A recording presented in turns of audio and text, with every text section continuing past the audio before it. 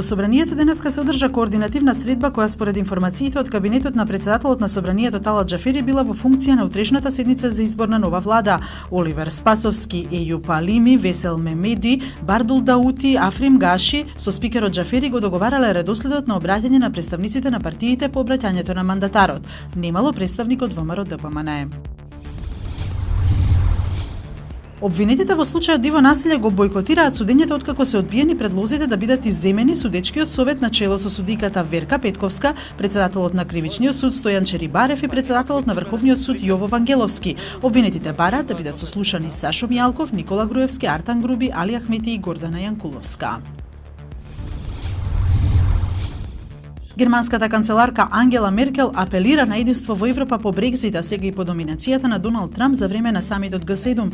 Ерата кога можевме комплетно да се потпреме на други е завршена. Ние како Европа мораме да ја земеме иднината во своји раце во пријателство со САД, Велика Британија и како добри соседи со сите други како Русија и останатите, порача Меркел пред сестринските партии на нејзината партија.